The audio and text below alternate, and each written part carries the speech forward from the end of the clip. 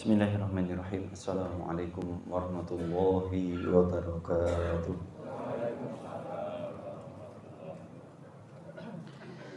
Innal hamdalillahi nahmaduhu wa nasta'inuhu wa nastaghfiruh wa na'udzu bihi min sururi anfusina wa min sayyiati a'malina.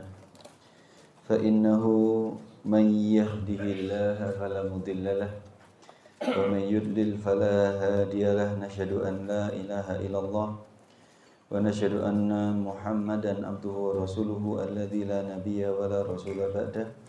Allahumma fasalli wa sallim wa barik ala Muhammad wa ala alihi wa ashabihi ajma'in. Faqala Allah ta'ala fil Qur'anil Karim, a'udzu billahi minasy syaithanir rajim. Ya ayyuhalladzina amanu taqullaha wal tanzur nafsum ma qaddamat lighad. Wattaqullaha innallaha khabirum bima ta'malun. Wa qala Rasulullah sallallahu alaihi wasallam, man istata'a minkum ay yakuna lahu khabi'un min 'amalin sholihin falyaf'al. Wa fi riwayatin qala Abu Hurairah radhiyallahu anhu, awsani khalili sallallahu alaihi wasallam bi salasin an asuma salasata ayyamin min kulli syahrin wa an usalliya rak'atai duha wa an anamu wa an utira qabla an anam, atau kama qala sallallahu alaihi wasallam. Allahumma inna nas'aluka imanan la yartad wa na'iman la yanfad wa murafaqan nabiyyika Muhammadin sallallahu alaihi wasallam fi al-jannati ya arhamar rahimin. Allahumma subhanaka la ilma lana illa ma 'allamtana innaka antal alimul hakim. Bapak dan Ibu rahimani wa rahimakumullah. Alhamdulillahirabbil alamin. Mari kita awali kajian ini dengan bersyukur kepada Allah Subhanahu wa taala. Di waktu subuh yang berbahagia ini, Allah masih mengizinkan kepada kita untuk kembali menapaki hari, memulai hari dengan ketaatan. Semoga hari ini Allah catat betul-betul menjadi bagian dari kebaikan-kebaikan di dalam umur kita. Dan semoga pada akhirnya nanti Allah kumpulkan kita bersama dengan oleh orang-orang yang soleh yang dimasukkan ke dalam surganya. Salawat dan salam mari kita sampaikan kepada Rasul kita Muhammad sallallahu alaihi wasallam. Allahumma fasholli wa sallim wa barik ala Muhammad.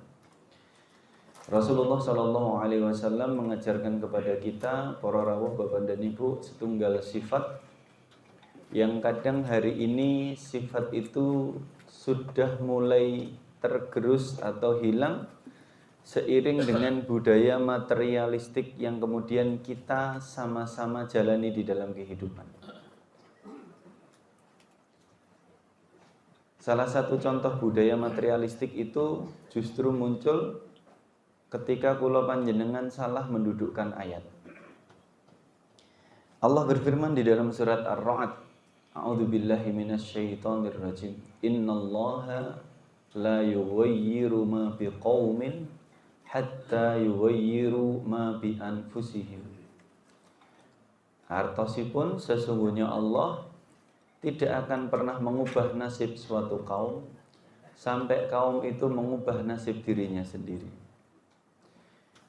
Ayat menika biasanya kita akan dengar atau disampaikan ketika kita membahas bagaimana cara kita supaya bisa hidup nyaman, nyantai, tenang, kaya, cukup di dunia.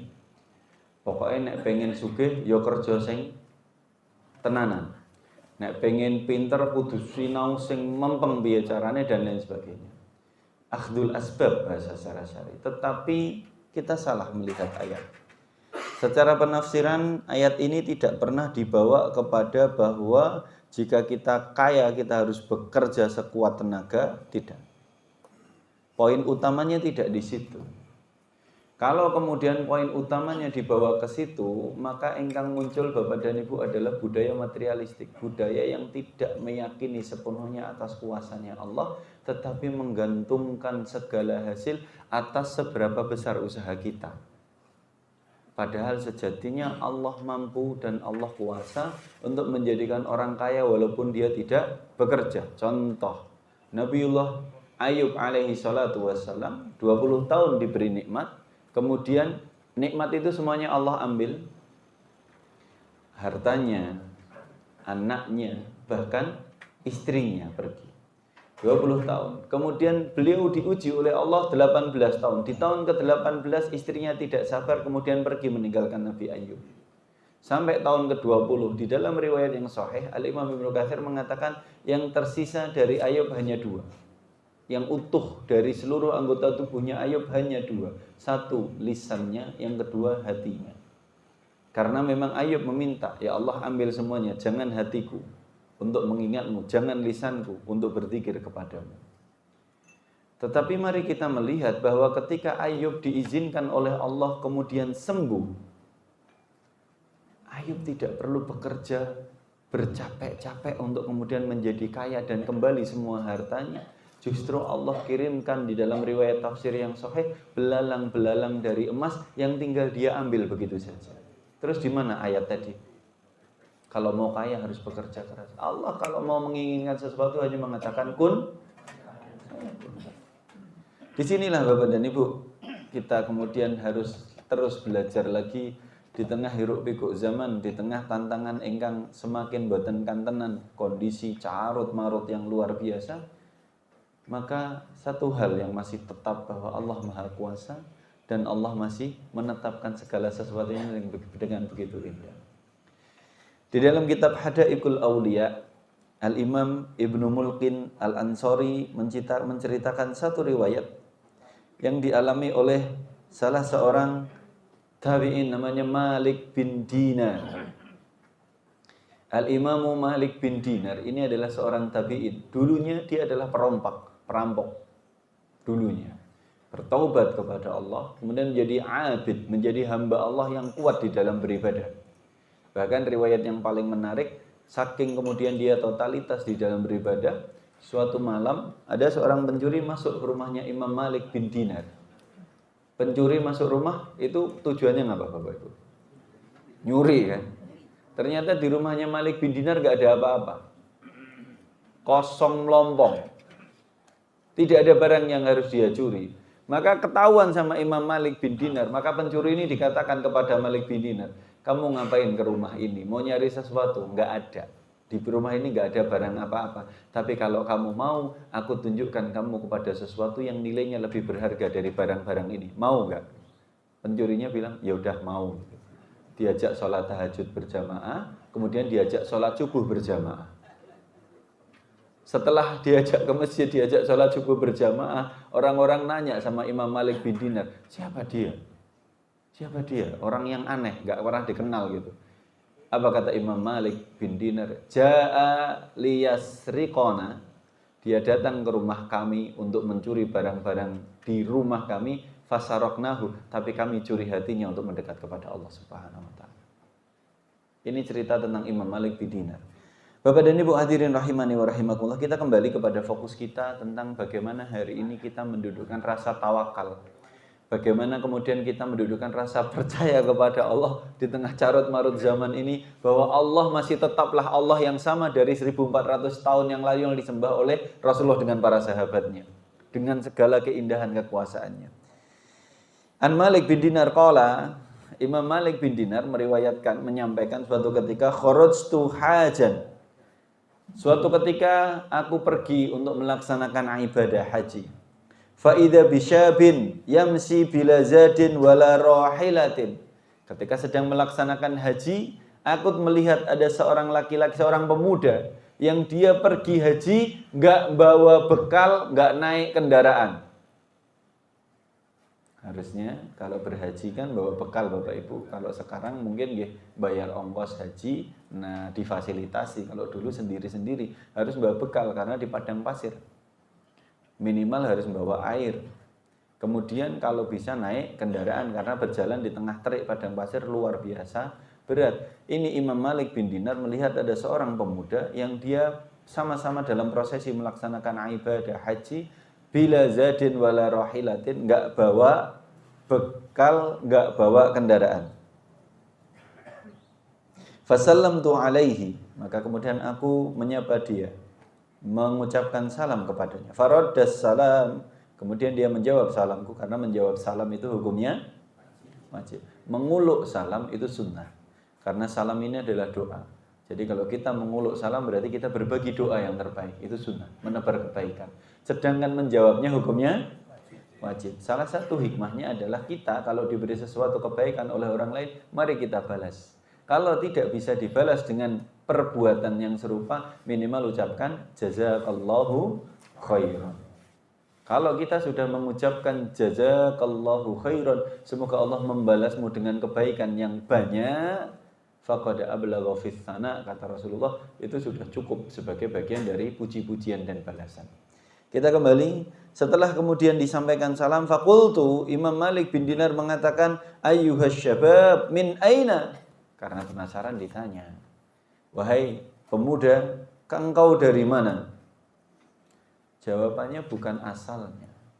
Karena pemuda ini sudah fokus beribadah kepada Allah, ditanya, wahai pemuda, engkau dari mana? Jawabannya, aku berasal dari sisi Allah Subhanahu wa ta'ala. Dilanjutkan, lah kamu mau kemana? Wa ila aina? Jawabannya, ilaihi. Kamu mau kemana? Aku mau berjalan menuju kepada Allah. Fakultu, maka kemudian aku menjawab, wa aina zad? Lantas, mana bekalmu? Mana persiapanmu? Maka pemuda ini menjawab, wa alaihi. Bekalku ditanggung oleh zat yang menciptakanku. Kultu,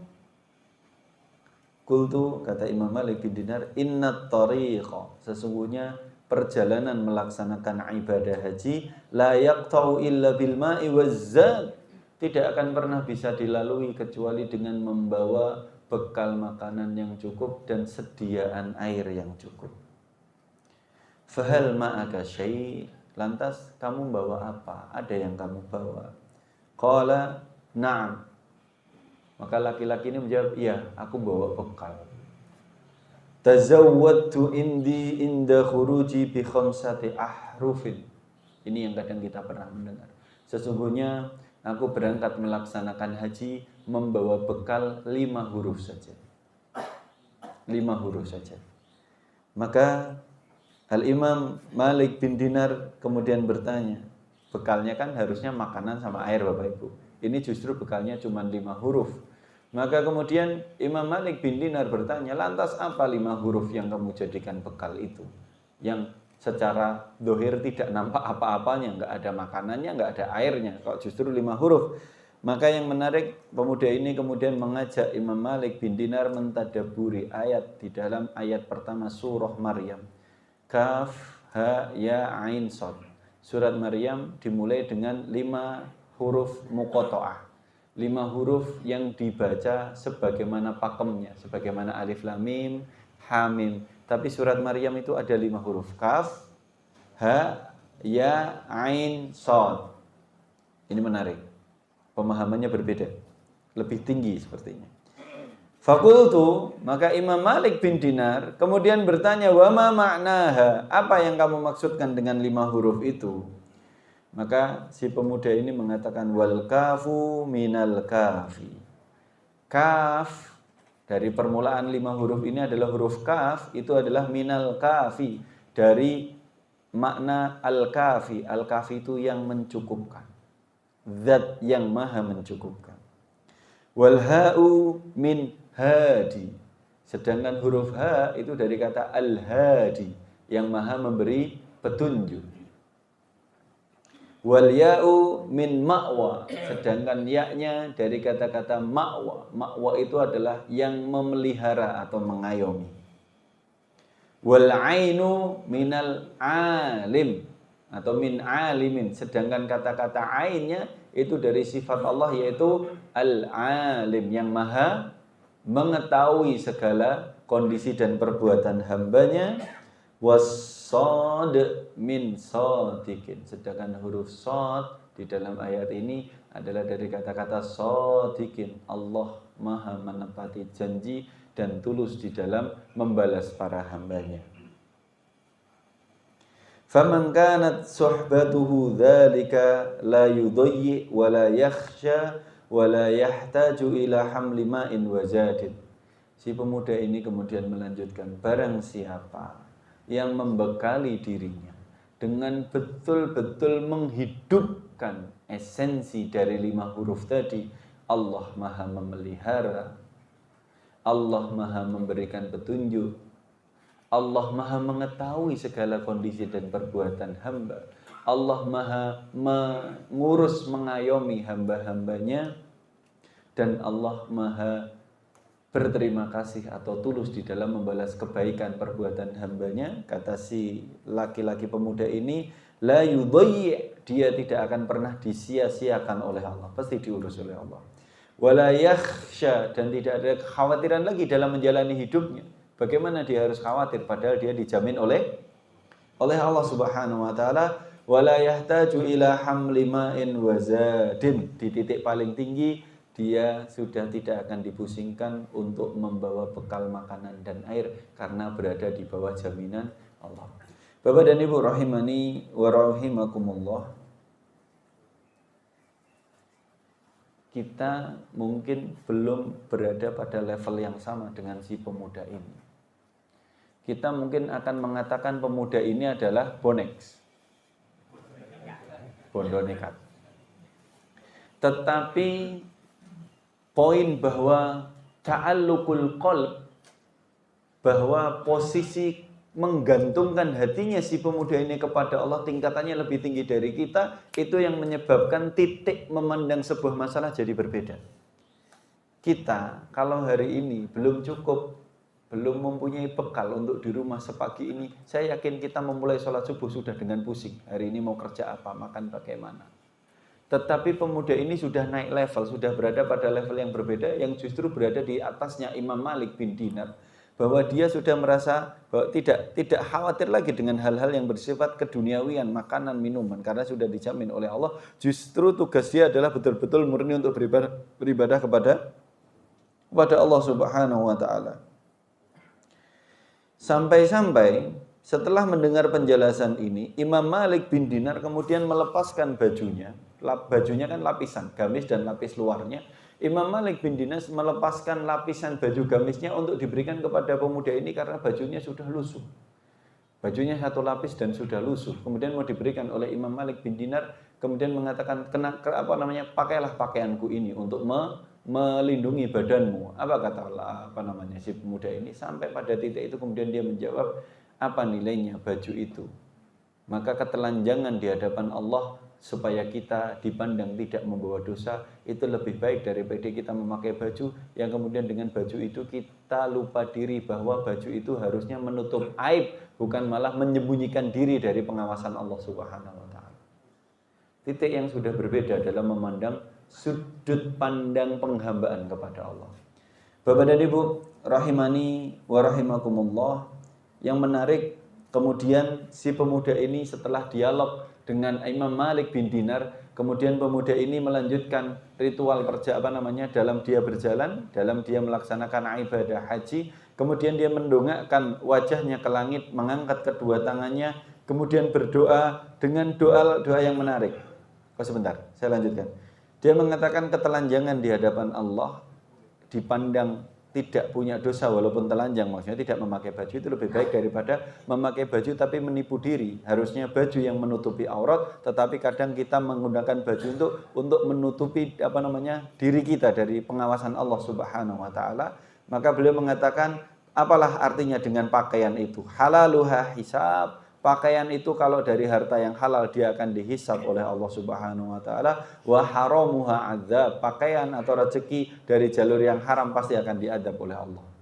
Tingkatannya. Maka kemudian laki-laki si pemuda ini memandang ke atas langit, menengadahkan kedua tangannya kemudian berdoa, ya man tasurruhu ta'at wa la tadurruhul ma'asi. Wahai zat yang berbahagia jika ada hamba melakukan ketaatan dan tidak pernah mendapat madharat atau tidak pernah terpengaruh karena dosa para hamba, habli ma yasurruka, maka karuniakan kepadaku anugerah-anugerah yang membahagiakan, yang membuat dirimu bahagia, waghfirli ma la yadurruka, dan ampuni aku atas dosa-dosaku yang pengampunan itu tidak memadharatimu sedikit pun. Hadirin Bapak dan Ibu rahimani wa rahimakumullah, cerita ini kemudian dilanjutkan. Sesampainya di prosesi manasikul hajj, setelah semuanya selesai, maka amalan terakhir yang harusnya dilakukan adalah menyembelih hewan hadyu namanya. Menyembelih sembelihan. Kalau di sini kita katakan kurban. Kalau orang yang sedang berhaji namanya hadyu. Menyembelih. Maka kemudian si pemuda ini mengangkat lagi kedua tangannya. Imam Malik bin Dinar mengiringi pemuda ini. Pemuda ini mengangkat kedua tangannya kemudian mengatakan, Allahumma ya Allah, innan nasa, sesungguhnya para manusia, dzabahu wa naqaru ilaika, mereka memberikan sembelihannya dan mereka mengalirkan darah hewan-hewannya untukmu. Wa laisa li syai'un ataqarrabu bihi ilaika siwa nafsi, tetapi aku tidak punya bekal apa-apa yang bisa aku sembelih, yang bisa aku persembahkan untukmu kecuali jiwaku. Fataqabbalaha minni, maka ya Allah terimalah persembahanku. Dia persembahkan dirinya, Bapak dan Ibu. Dan tidak berapa lama dari doa itu, kemudian pemuda ini meninggal dunia dalam posisi menyelesaikan rukun hajinya. Maka kemudian Al-Imam Malik bin Dinar merawati pemuda ini, yang kemudian terakhir ketika malam harinya Imam Malik bin Dinar sedang tidur, kemudian bermimpi bertemu dengan pemuda ini. Maka Imam Malik bin Dinar bertanya kepada si pemuda ini, ma fu'ila bika, wahai saudaraku, apa yang Allah perbuat kepada dirimu dengan segala keyakinan tadi, dengan segala keimanan tadi, dengan persembahan terakhirnya yaitu jiwanya. Maka qala, Imam Malik bin Dinar mengatakan, si laki-laki ini menjawab di dalam mimpiku, kama fu'ila bisyuhada'i badrin, Allah memperlakukanku sebagaimana Allah memperlakukan para sahabat yang mati syahid di medan perang Badar. Kutilu bisayfil kuffar, mereka para sahabat terbunuh oleh pedang-pedangnya orang kafir. Wa ana kutiltu bi mahabbatil jabbar, sedangkan aku terbunuh karena rasa cintaku yang sangat agung kepada zat Allah yang maha agung. Bapak dan Ibu rahimani wa rahimakumullah, mohon izin menyampaikan kisah ini yang seakan-akan apa mungkin orang yang hidup dalam posisi meyakini Allah dengan sepenuh hati, yang kemudian dia sudah tidak mempedulikan hajat-hajat dia di dunia, justru bukan tersebab karena dia acuh, tidak. Bedanya hari ini ada orang-orang yang dia beribadah kepada Allah, berusaha fokus pada titik ekstrim, dia beribadah kemudian dia melupakan dunia, tidak. Itu salah. Karena ibadah juga butuh makan dan minum. Bukti ini jenengan ada snack sama ada teh di sini. Tetapi mentalitas yang dibangun oleh pemuda ini justru ketika dia bisa sudah menyerahkan hatinya sepenuhnya kepada Allah Subhanahu wa taala, sehingga bukan tidak mengurusi, tapi dia meyakini bahwa jatahnya akan datang. Praktek yang lain yang perlu kita lihat contohnya adalah Umar Ibn Khattab radhiyallahu anhu. Di dalam sebuah kesempatan, di dalam cerita ini adalah sebada sholatus subuh. Sebada sholat subuh, Umar Ibn Khattab masih bertahan di masjidnya. Kemudian setelah selesai melaksanakan julus, duduk berzikir sampai syuruknya, sampai sudah tuntas begitu. Maka ketika mau keluar dari masjid, Umar Ibn Khattab mendapati ada 3 orang laki-laki yang masih bertahan di masjid. Ada 3 orang laki-laki yang masih bertahan di masjid. Umar kemudian menyampiri laki-laki yang pertama, mendatangi laki-laki yang pertama, kemudian mengatakan, ya fulan, ala ta'mal. Wahai fulan, wahai saudaraku, apakah engkau tidak bekerja? Maka laki-laki yang pertama menjawab, ya Umar, wahai Umar, tugas kita adalah menghamba kepada Allah. Tugasku adalah fokus beribadah kepada Allah. Urusan rezeki sudah Allah tetapkan. Maka Umar meninggalkan laki-laki yang pertama ini. Kenapa? Karena tawakalnya yang sudah sedemikian tinggi kepada Allah. Betul-betul tawakal itu hidup di dalam sendi kehidupannya, bukan hanya diada-adakan, dibikin-bikin, tidak. Laki-laki yang kedua ditanya oleh Umar, ala ta'mal, apakah kamu tidak bekerja? Maka laki-laki yang kedua mengatakan, wahai Umar, sungguhnya aku memiliki seorang saudara laki-laki yang kami berbagi tugas. Aku beribadah, berdoa di masjid, mendoakan keberkahan usahanya, sedangkan dia berangkat mencari kayu bakar di bukit-bukit di pegunungan, kemudian dia jual, kemudian hasilnya kami bagi dua. Aku sing donga, dhek sing kerja. Apa kata Umar? Akhuka khairun minka. Kata Umar, saudaramu lebih baik dari dirimu. Laki-laki yang ketiga ditanya oleh Umar, ala ta'amal, apakah kamu tidak bekerja? Laki-laki yang ketiga kemudian mengatakan, buat apa bekerja? Duduk di sini, di masjid sini aja sudah banyak orang yang mengkasihani, orang yang memberi. Maka Umar memukul laki-laki yang ketiga dengan tongkatnya, tok, karena Umar itu kemana-mana bawa tongkat. Dipukul sama Umar dengan tongkatnya, setelah dipukul ditarik, tongkatnya ada catuknya itu untuk pegangan itu, ditarik, ayo sama aku ke pasar kita bekerja. Mari kita melihat, Umar memperlakukan ketiga orang ini berbeda sesuai dengan kadar keimanan, ta'alluqnya, kadar keterikatan hatinya kepada Allah, kadar tawakalnya kepada Allah. Laki-laki yang pertama Umar lepaskan karena memang pada tingkatan level keimanan yang sudah tinggi. Apa maknanya? Laki-laki yang model pertama ini ketika dia sudah mengatakan tugasku beribadah kepada Allah, maka rizkiku sudah dijamin oleh Allah. Orang-orang yang seperti ini tidak dikhawatirkan oleh Umar, karena kalau mereka dikasih rezeki yang banyak mereka akan bersyukur kepada Allah. Kalau mereka dikasih rezeki yang sempit mereka sudah pada titik pasrah sepenuh hati menerima ketetapan Allah. Sayangnya kita ini masih dalam proses dikasih banyak bingung ngarep piye, dikasih sithik sambat ora kurang-kurang.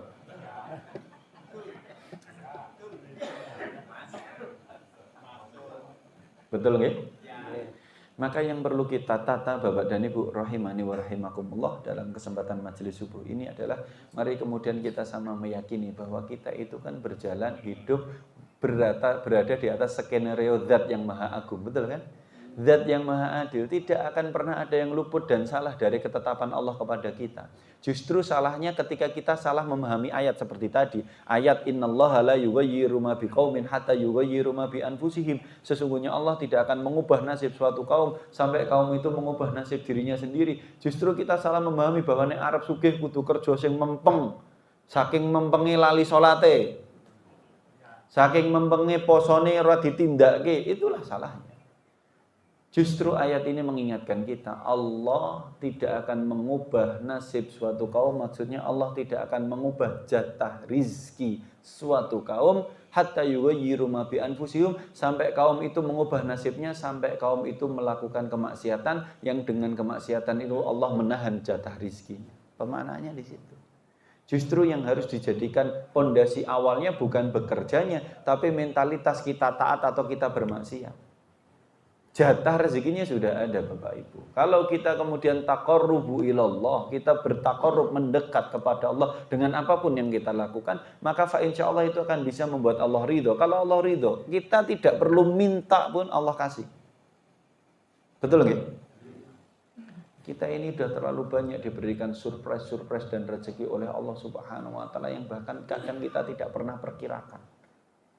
Tetapi ketika ada sedikit saja kekecewaan kita atas pinta kita, atas harapan kita, atas sesuatu yang kita upayakan dan tidak wujud, kita sudah dengan ringan mengatakan Allah tidak adil.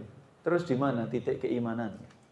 Bapak dan Ibu rahimani wa rahimakumullah, maka untuk mengakhiri majelis pada pagi hari ini, kita akan merujuk belajar dari nasihat Al-Imam Hatim Al-Asham yang dinukil oleh Al-Imam Samsuddin Adz-Dzahabi di dalam kitabnya Siyar A'lamin Nubala. Al-Imam Hatim Al-Asham itu adalah seorang imam yang secara penampilan fisik, yang secara kegiatan itu nampak sangat tenang, sangat santai, sangat lembut.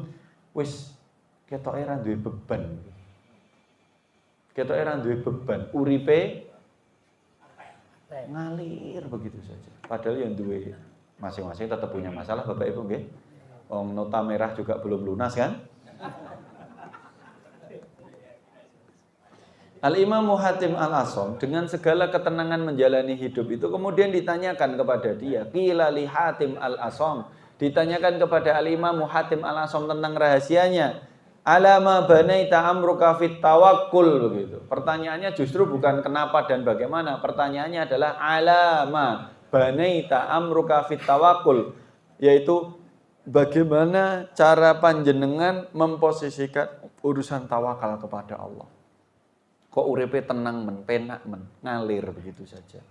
Bagaimana cara memposisikan hati? Bagaimana membangun pondasinya? Maka Al-Imam Hatim Al-Asam mengatakan ala khisolin arba'atin. Aku membangun ketenangan dalam menjalani hidup pun boten dadak hiruk pikuk, ora panik-panik, ora obsesi ngoyor woro. Itu justru dibangun dari 4 perkara. Yang pertama, alim tu. Aku mengetahui anna rizki la ya'kuluhu ghairi. Aku mengetahui bahwa jatah rizkiku tidak akan pernah dimakan oleh orang lain. Fatma'annat bihi nafsi, maka hatiku bisa menjadi tenang. Nek wis jatahe ora mungkin salah. Jatahe ora mungkin salah. Rezeki itu tidak akan salah alamat. Maka aku tenang kata beliau. Yang kedua, wa alimtu, aku tahu, aku sadar anna amali la ya'maluhu ghairi, bahwa jatah amalku tidak akan pernah bisa digantikan oleh orang lain. Fa'ana bihi mazhul, maka karena menyadari perkara itu aku menyibukkan diri untuk beramal. Maknanya nopo? Kita nggak akan panen perbuatan baik orang lain, itu nggak mungkin. Yang kita panen adalah perbuatan sendiri. Maka aku menyibukkan diri untuk beribadah untuk diriku sendiri yang besok akan tak panen. Nggak perlu ndelok gene wong liya dipanen wong liya. Kita manen kita. Amal kita tidak akan pernah diambil orang lain, amal orang lain tidak pernah kita ambil, sama, kita panen masing-masing. Maka fa'ana bihi mazhul, aku menyibukkan diriku untuk mempersiapkan amalku sendiri. Fokus dia. Yang ketiga, wa alimtu annal mauta ya'ti baghtah. Justru aku menyadari bahwa kematian itu bisa datang kapan saja, bisa datang tiba-tiba. Wa ana ubadiruhu, maka aku betul-betul mempersiapkan kematian itu yang datangnya justru tidak pernah dengan permisi, kadang tidak dengan tanda-tanda. Maka aku mempersiapkannya dengan sebaik-baiknya. Dan yang terakhir, yang keempat, justru beliau mengatakan kenapa kemudian hidupnya bisa tenang, nyaman, tapi berada di dalam radar keimanan terus, karena dia mengatakan wa alimtu, dan aku mengetahui anni, sesungguhnya aku la akhluwa min ainillah, aku tidak pernah luput dari pengawasan Allah. Wa ana mustahyiyun minhu, maka aku malu kepada Allah Subhanahu wa taala. Yang keempat, tidak pernah luput dari pengawasan Allah ada 2 makna. Makna yang pertama malu kalau bermaksiat, tapi yang kedua tidak pernah luput dari pengawasan Allah, maka yakin jatah rezekinya diberikan. Jatah hidup yang terbaiknya juga akan ditunaikan. Maka mustahyiyun itu aku malu kalau aku enggak beribadah. Wong rezekiku mesti dikai. Wong jatahku mesti diberikan. Maka aku malu kepada Allah kalau aku tidak dalam posisi taat kepada Allah. Bapak dan Ibu rahimani wa rahimakumullah, nyuwun izin enjang menika mari kita sama-sama berintrospeksi. Sudah sekuat apa keyakinan kita kepada Allah Subhanahu wa taala. Kalau wau di mukadimah saya sampaikan, Allah zat yang diibadahi oleh Rasulullah sallallahu alaihi wasallam dan para sahabat radhiyallahu anhum ajmain adalah Allah yang sama yang hari ini kita sembah. Allah yang sama yang menyelamatkan Nabi Ibrahim dari api yang membakar, yang mengeluarkan Yusuf dari sumur, yang kemudian menyelamatkan Musa dengan membelah lautan dan lain sebagainya adalah Allah yang sama yang kita sembah. Lantas apa yang membuat kita kemudian tidak yakin kepada Allah Subhanahu wa taala? Hiruk pikuk zaman biarlah dia menjadi proses yang harus kita tapaki. Kalau ada yang pahit berarti Allah menginginkan dosa-dosa kita digugurkan dengan sesuatu yang pahit itu. Tetapi kalau ada kebaikan, fa insya Allah selalu akan ada kebaikan di dalam putaran zaman.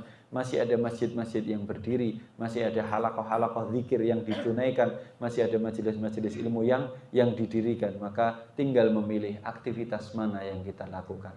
Saya pernah menyampaikan mukadimah di dalam kajian di masjid ini bahwa kullun nasi yaghdu, masing-masing orang itu memilih aktivitas pagi harinya. Fabai'u nafsahu, seakan-akan mereka menggadaikan dirinya. Famu'tiquha au mubikuha, dia membebaskan, membayar harganya, atau mubikuha, atau dia melacurkan dirinya pada hari itu. Maknanya apa? Di pagi hari kita sama-sama diberikan pilihan oleh Allah Subhanahu wa taala, mau memilih aktivitas dalam proses keridhaan, dalam hal-hal yang disenangi diridhai oleh Allah, atau kita malah milih sebaliknya. Kalau kita pagi hari seakan-akan menggadaikan diri kita kepada Allah, kalau kita memilih jalan ketaatan berarti kita membayar nilainya, karena memang kita diciptakan untuk beribadah kepada Allah. Atau tapi justru sebaliknya, ketika kita malah memilih jalan yang tidak disukai Allah, jalan maksiat, jalan dosa, berarti kita menjerumuskan diri kita, tidak membayar nilainya, malah kita menjauh dari rahmatnya Allah Subhanahu wa taala. Semoga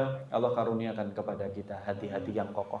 Semoga Allah berikan keimanan kepada kita, iman-iman yang kuat di akhir zaman. Dan semoga pada akhirnya kita minta, kalau Allah panggil kita nanti kapanpun waktunya, Allah panggil kita dalam keadaan husnul khatimah. Barakallahu fikum, jazakumullah khairan untuk semua perhatian. Mohon maaf jika ada kesalahan. Kita akhiri dengan membaca doa kafaratul majlis.